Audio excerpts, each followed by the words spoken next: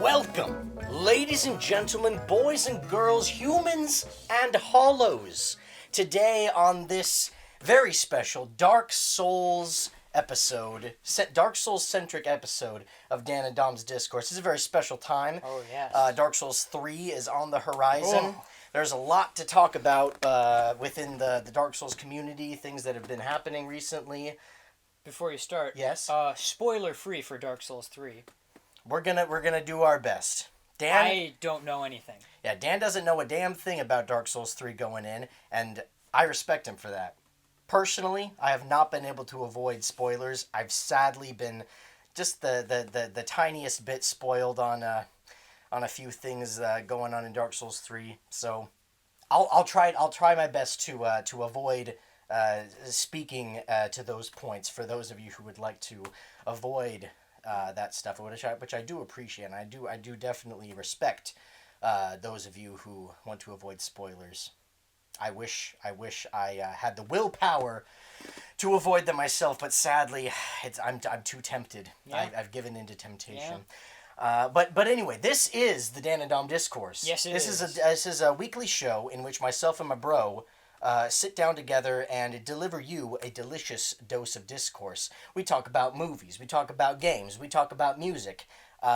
We've yet to talk about books. Yeah. But we will talk about Oh, books. yes, we will. Someday we will talk about books. Someday. But it is not this day. It's a literary reference for you. Also a film reference. Yeah. But we'll get into that in another episode. But this day's episode is specifically about Dark Souls. Yes. A few things have happened recently in the Dark Yeah, Souls community. yeah. A little thing by the name of Slashy Souls has Slashy Souls. hit the mobile market. Yeah. Slashy Souls, for those of you who don't know, it's a little mobile game, something like an interactive advertisement maybe. Yeah. Between GameStop and Bandai Namco to promote Dark Souls 3. And pre-ordering it at GameStop. Yes, if you're so inclined. Personally, I don't recommend pre-ordering games, but that's just me. You do what you want. We live in America. We do. I don't know Yes. about you. If you don't, then you're beholden to whatever you like to do. But Dan and I, we're not going to pre-order Dark Souls 3. I would. No matter how fun Slashy Souls is. Well, yeah, I mean, I'm not totally against pre-orders. If it's a game like Dark Souls, I'll pre-order that. Well, yeah. I've pre-ordered games in the past. Yeah. Games from people it's like I know I can trust. I did pre-order Fuse. How was that? Hey, for all the crap Fuse gets, Oh, yeah?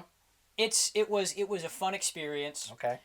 I beat the game in a week. I did the online stuff for like a month. It was fun. I enjoyed it. But then I was all like, I really want Last of Us and I don't have money. So I traded it in and I got Last of Us. Far better experience. Oh, yes. But Fuse is not the worst game ever. It's It not was enjoyable. Maybe it's not the worst game ever, but it is the worst Insomniac game. Yes, ever. yes, and that's EA's fault as far as It I'm is concerned. It is EA's fault as far as anyone with a brain is concerned. Yeah. But we're not going to get into Insomniac today. Besides the fact that the much anticipated Ratchet and Clank remake is coming out on the very same day as Dark Souls 3. Yeah. So, the question is, Dan, which one are you going to play first? Well, I have been anticipating Dark Souls 3 just a tiny bit more. Ever so slightly more. Character creation, Ooh. as I've stated before on this show, is my favorite That's thing true. ever. Can't customize your Lombax. No, so I'll probably play Dark Souls 3 first, make my character, maybe do a little bit, and then I'll go straight to Ratchet. Yeah. And play a lot of that. I feel that. Well, see, the way I figure is I'm going to play Dark Souls 3 first because I've been anticipating it. Oh, yeah. And I can't get enough of the hype and everything leading up to it has just been awesome. I can't wait. Relatively the same for Ratchet. I'm excited about Ratchet, very much so.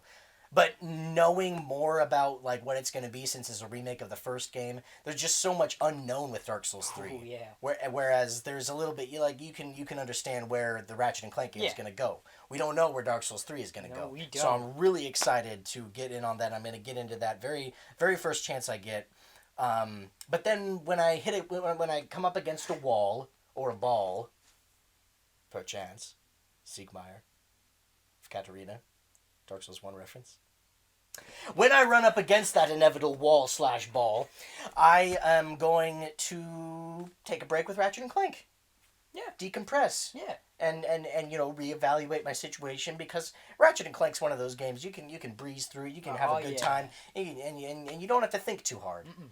Dark Souls 3, I assume, if any of its if any of its predecessors are to be any indication, you're gonna have to think through some things. You're gonna have to really assess your strategy, your play style. You're gonna have to reevaluate your situations.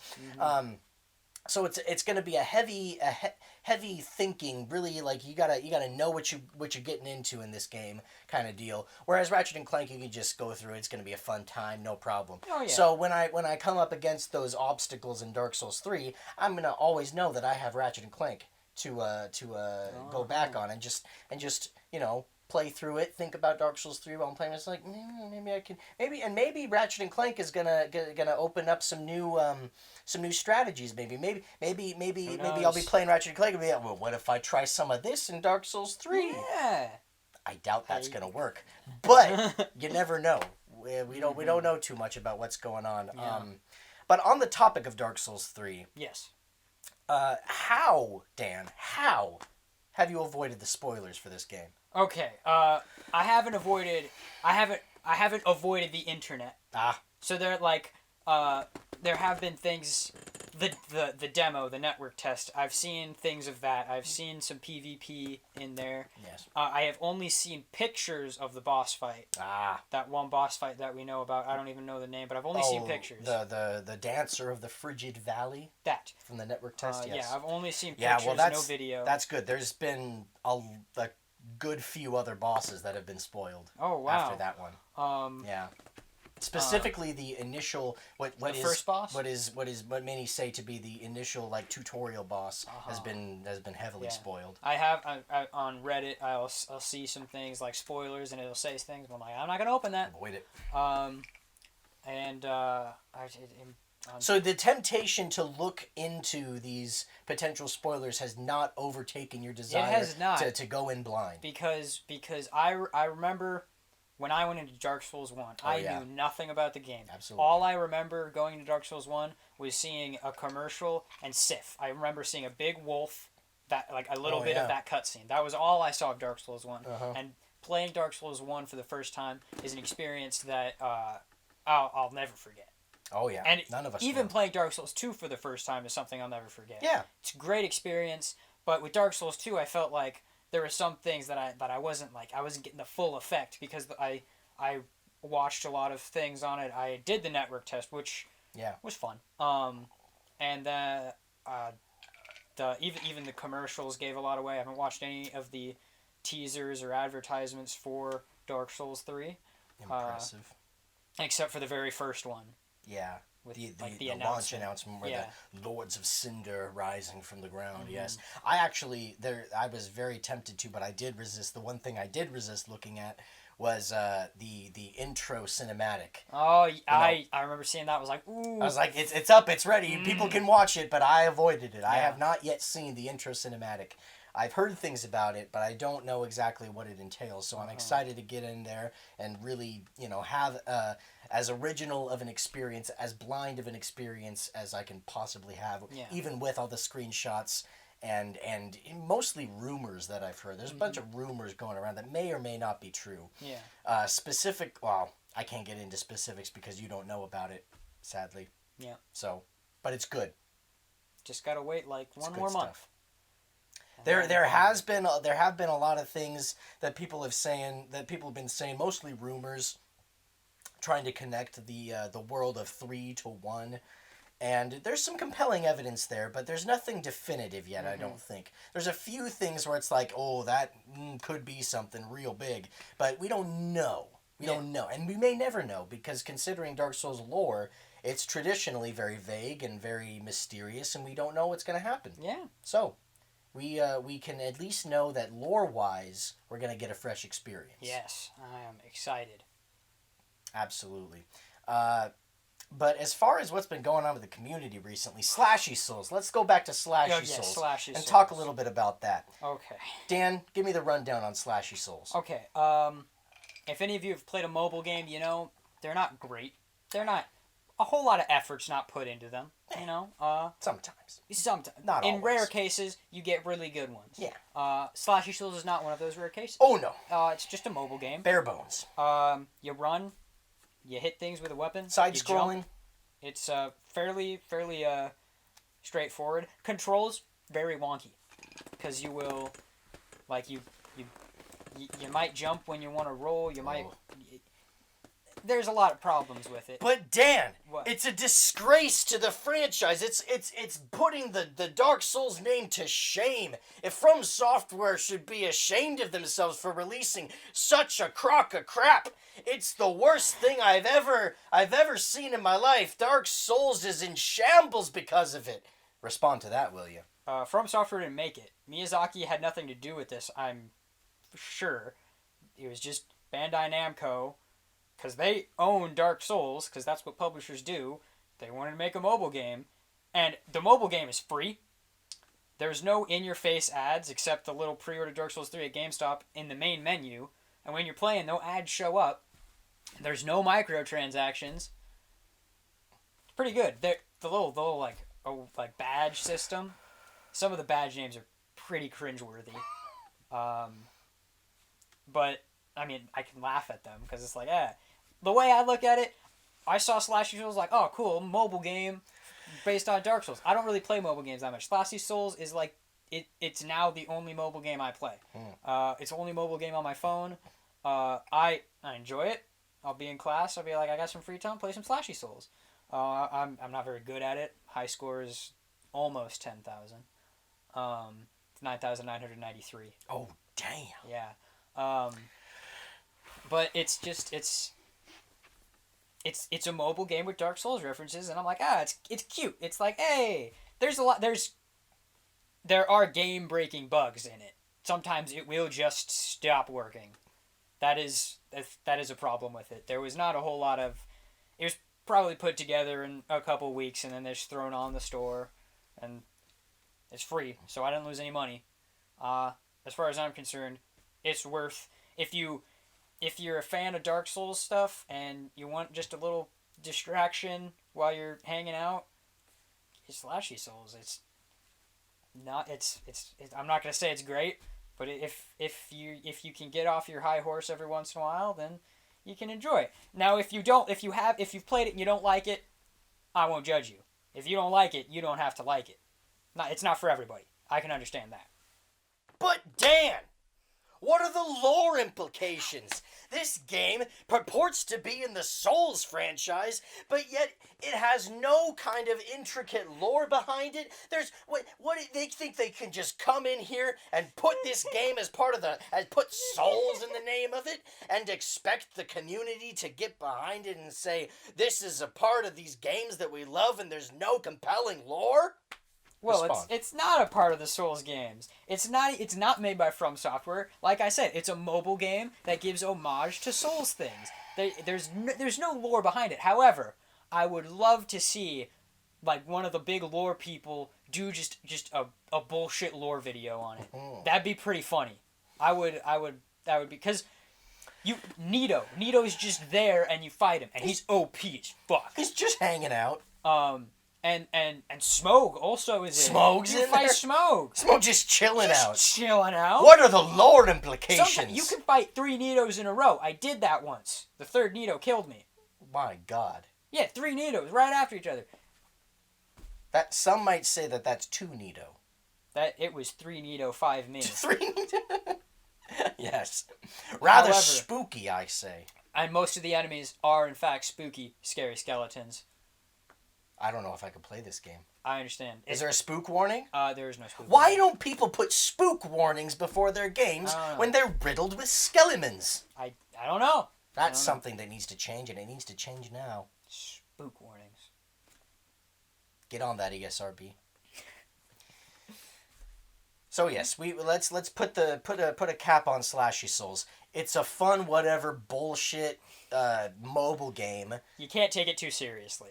From Software had little to nothing to do with it. Get over it, and don't support it if you don't like it. Okay? Okay, great.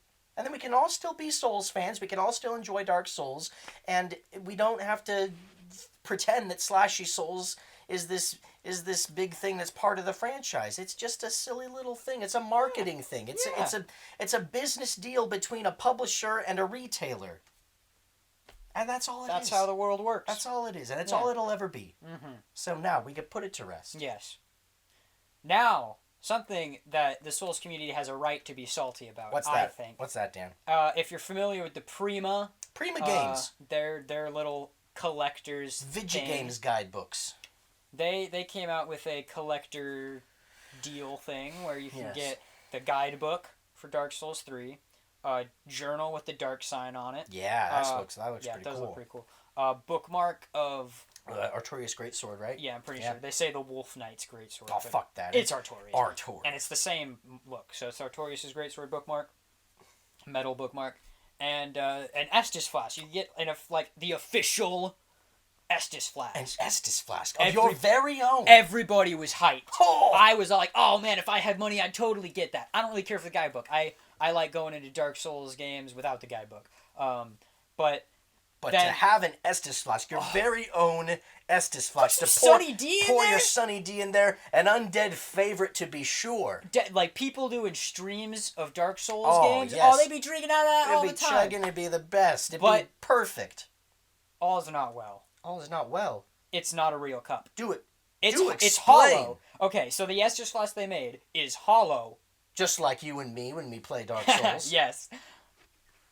But it's sealed, so you can't put anything in it. Well, that's perplexing. Yeah. What could ever be the point of that decision? Just to put it on your shelf, I guess, but who would want to do that if it's a flask? My goodness. Yeah. Like, at the subreddit, man. I saw this one where somebody was like, all you gotta do is you gotta take this model, make it out of this kind of material, and then, hey, if you really want to get radical, take like a little pedestal and put some orange LEDs in that with a pressure sensor. Ooh. So when you put the cup there, it lights up orange. Wow, you can make a killing. And it's like, yeah, you could. I don't know why they wouldn't do that. To cut costs, I guess, but I feel like it would be cheaper to make a cup than a hollow thing that's sealed. I don't know about... Uses more material. I don't know about that. Maybe. However, I do feel like I can confidently say that it would be more profitable to make it an actual working flask. Yes. Something that you can at least put liquid in. Mm-hmm. And, you get it, you clean it out, you put some Sunny D in there, you chug away while you're playing some Dark Souls. Yeah. And you make it dishwashable and... That's all they needed to do. That's all they need to do, and it would make a killing. It would. Everyone would love it, but no, it's a fucking decoration. That's bullshit. It's something you just put on your shelf. It is just green. Yeah. It's an empty Estus flask. No one looks at a translucent green Estus flask and thinks, that was worth $100. No one thinks that. Even if it had an orange tinge to it, I would say okay. Maybe, but still, I'd be pissed because it's hollow. You can't put nothing into it. Yeah. But no, they made the wrong decision here. Mm-hmm. They really did. I don't understand it. It's very perplexing. It has to be something about how much it costs to to make and manufacture. It must have some kind of money thing to do. But the problem is, they market it in a way that makes you believe that it is a working flask that you can use. They didn't say this isn't... They just said Estus flask. They didn't say it's not a real thing you can put liquid in. Yeah, they don't... And the pictures they have kind of are questionable as to like how big it really is. It's only about 7 inches tall, I think. I mean, that's how big the normal flask is, kind of. Yeah, but it's not a normal flask because you can't put shit into it. Well, that's... Yes. So it's like, what the fuck? Yeah. They could have just sold a Voss. Just made an emerald Voss that you could light up with orange light. Yeah. But they didn't. They didn't do that. I don't know why. They didn't think it was a good idea. Huh. When it was a great idea. It's a great idea. And it is a great idea. And anyone who wants to jump on this and start making their own actual real Estus flasks. A lot of people have. I know. I've seen a couple. They're really cool. Mm-hmm. I would buy an Estus flask. I wouldn't buy it as part of this pre-order your strategy guide deal. I wouldn't do that at all. But I would buy a standalone Estus flask that I can pour some Sunny D in, that I could play some Dark Souls with. I could chug when my character... Actually, no, that'd be bad. Because when you're chugging, you're usually in the midst of the game, and it's kind of hard. But after a death, I would do a big old chug. Take a chug. Big old chug of that D. Ooh. Phrasing. Okay, so the controversies out of the way now. Mm-hmm. Let's talk about Dark Souls. Yes. And let's talk, as if we haven't done that already. Let's talk about its influence in the gaming spectrum, in the gaming sphere, in the world of gaming. A lot of games recently I've been seeing cropping up that have kind of taken it upon themselves to adopt the Souls style mechanics into their own games and their own style of presentation. Yeah. A few, the few that come to mind are we have Death's Gambit. Yep. And that's a cool kind of side-scrolling Dark Souls-ish game where you have your attacks and your power attacks and your rolls. You can back roll, you can forward roll. I think there's backstepping. I'm not sure. But its style of gameplay and even its HUD is very similar to Dark Souls. Where you have your health and your stamina, and you're rolling and you're attacking just like in Dark Souls, but it's in a 2D side-scrolling perspective, and that's really cool. It's really cool looking. Salt and Sanctuary is also doing that. Salt and Sanctuary, yes, and that's a game we've been hearing about for a long time. Yes, they recently detailed their co-op and PvP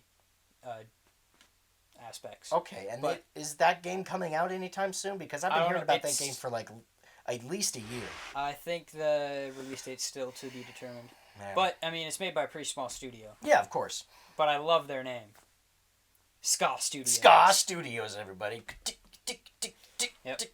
Anyway, they're going to pick it up good. Oh, yeah, they are. Yeah, I'm excited to see how that game turns out. But also, Death's Gambit, it's definitely one to look out for if you're into the whole side-scrolling action-type game. Really cool looking. Also, Aether is an isometric, above-scrolling, similar to your Diablos kind of It's not exactly top down. No, but it's isometric, and it's like it's a skewed perspective, but it's reminds me of Lord of the Rings: Two Towers on Game Boy Advance, which we have talked about in a previous episode. Yes, be sure to check out that game. It's classic. But yeah, there's that. And Vati Vidya did a good video covering that game if you're interested. Yeah, it looks really challenging. Mm-hmm. It has your standard, you're rolling to dodge things, and you got your attacks with swords and axes and whatnot. Bows. They do have bows. Bows. I'm sure there's sorceries as well. That one in particular has a HUD ripped straight out of Dark Souls. It even looks like it has a humanity counter. Oh, it basically does. It's not humanity. It's godhood or something. Yeah, it's something, but it's exactly what you'd expect from a Dark Souls inspired game. But it's one of those like kind of, it's not 8-bit, but it's a bit style game, like graphics, isometric view. So I'm excited to see how that turns out, and I think that's coming for PC. And PlayStation 4. And PlayStation 4, yeah. And maybe Vita. It'd be perfect for Vita. Yeah. I hope that all these games come out for Vita, because they're perfect for Vita. What else? There was another PC game that I've seen recently, Necropolis. Mm-hmm. Necropolis looks to be like a 3D action RPG that's also a roguelike. Oh, Ho ho. So it's one of those. It's like a dungeon exploration, uh, action RPG style gameplay, just like Dark Souls. It's a 3D game, Mm-hmm. so it's not 2D or isometric. It's straight up 3D, and it's got like it's minimalistic graphic style. It's got polygonal shapes with not a lot of texturing, but cool patterns, cool colors going on. You do your character select at the beginning. There's different characters. You got your strength, your dex, or your magic kind of characters that you can choose between, and you get loot along the way, Mm-hmm. and you come across these places where you can examine them for different tidbits of lore. There's some expanded lore in this game that you can look at and read about.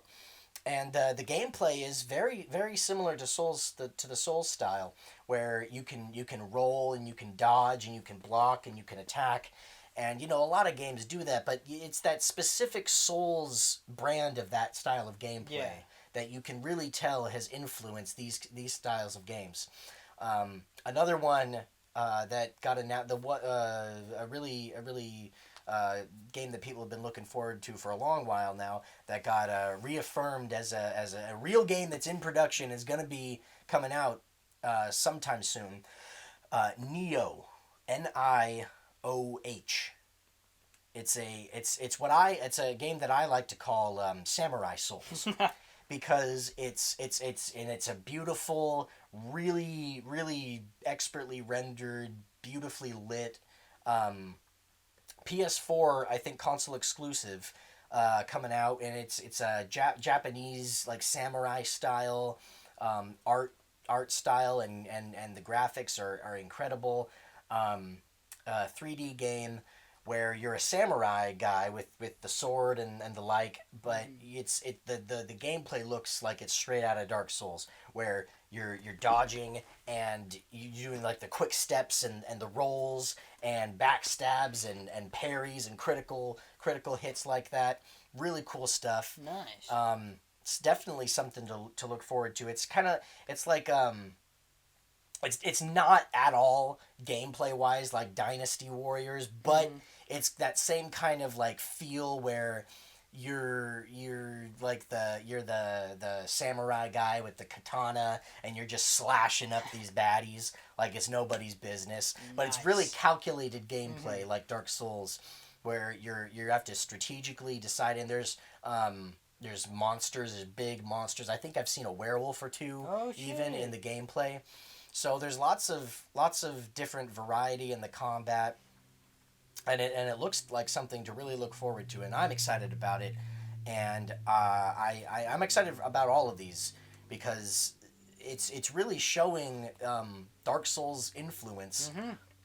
on the gaming world, Yeah. and how the From Software success from Demon Souls to Bloodborne has really shown that these are the style of games that hardcore gamers really enjoy. Oh yeah. The action, it's combined. It's the perfect. What I feel is the perfect combination of an action game and an RPG. Yeah. Because in a lot of RPGs, you're thinking like, oh, it's like tactical combat, Mm-hmm. and it's turn based sometimes. Usually, it's turn based, and the game is slow, and it's more focused on building your character's stats, and not necessarily fast reflexes and stuff like that. Dark Souls, Demon Souls, and Bloodborne, all of them really blend the genre of action and RPG, where you do have to have the fast reflexes, and you do have to be tactical with your thinking. Mm-hmm. You have to go in knowing what you're up against. Maybe you go into a fight and you don't know what to expect. So you go in there and you're ill prepared for it. Yeah. You die and you come back with that knowledge of, well, let's rethink my strategy. Let's Mm-hmm. use different gear. Let's come in with a different build maybe. Yeah. And you're more prepared for the enemy placement. You know where the traps are this time. So I really think that it is a revolution in gaming. Yeah. Dark Souls, Demon Souls, Bloodborne, all of them together under one umbrella is a revolution in gaming. And the fact that Dark Souls mechanics and gameplay style has been reimagined and recreated in so many different games nowadays really proves the fact that it is a revolution in gaming. Mm-hmm. And I hope to see it continue. Oh, so do I, because the mechanics are great mechanics that I would love to see in more games. I mean, there's some games out now that are Souls-esque, Titan Souls. Oh yeah. Which a lot of people who liked both Shadow of the Colossus and Dark Souls didn't like. Yeah. Well, maybe not a lot of people, but some people. I love Titan Souls. Titan Souls is great. The thing is, you have to take these games as separate entities. That's true. Trying to compare them together, they're trying to be different things, and I think that they all are different experiences. If you try to compare Titan Souls to Dark Souls, it's a completely different experience. Yeah, it's much closer to Shadow of the Colossus, if anything. If anything, but even still, it's its own game. It is. So and take it for what it game. is on its own. Don't try to compare it to anything else, because it is what it is, and it's not trying to be something else. It's taking inspiration from something else. And that's how I feel about Dark Souls 1, Dark Souls 2, and I assume what Dark Souls 3 is going to be. They're all going to be different games with similar styles, similar gameplay. But take them for what they are as an individual game. Don't try to compare them to their predecessors, because as we've seen, that doesn't end up well. No. You're not gonna get the same experience you had playing Dark Souls 1 when you play Dark Souls 2, and from 2 to 3 or 1 to 3. They're all gonna be different. Yeah. So appreciate them for what they are by themselves. Don't compare them to what came before, because each one is trying to do something different. Yeah. But also, on the darker side of taking Souls type things and implementing them into other games, Destiny tried to be Dark Souls with its item descriptions telling stories and its whole grimoire system. Yeah, trying to make really vague lore to get the community interested, and in some aspects, it's gotten the community interested. Yeah. And there's a lot of talk on the subreddit, on the Destiny subreddit, talking about different lore things going on and everything, and that's fine. But if, to me, it doesn't capture my interest, because I get these items in the game, but then it gives me like a one-sentence thing about it, and then if I want to learn more, I have to go to this entirely different place to get this information. And it's inconvenient. I figure if you put that in the game, people are going to be more interested. I would be. Yeah, and I'd be more inclined to read it.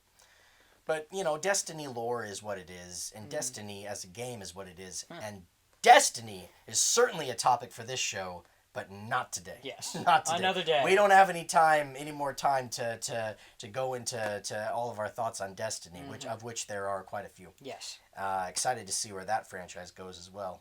But things are looking good for Dark Souls. There's been some hiccups as far as marketing goes. But that's not FromSoft's fault. No, it's not their fault either. No, it's not. Yeah. That's Bandai. That's the old Bandai Namco. And they're okay. I like Bandai Namco. They're doing some cool things. They're really big on the anime video games front, and I appreciate them for that. And of course, they brought Dark Souls to the world, which we can never fault them for. Just I think that they're a good publisher. But every publisher makes some weird business decisions. Yeah. And you just got to take it for what it is. Yeah. And we have, and you will, and we can all be happy on April 12th. Yeah. April 12th. When we're all playing Dark Souls 3 together. It's gonna be great. And when we're all done with that, then we go play some Ratchet and Clank. And everyone has a good time. So. Yep. You and I have had a good time today. Oh yeah. Not even in the future, but just now, just right now, we've had a great time. Hope you have as well. And next time, we'll talk to you some more. We'll deliver some more delicious discourse. And we hope that you enjoy Dark Souls 3 just as much as we will. So, until then, we will see you next time.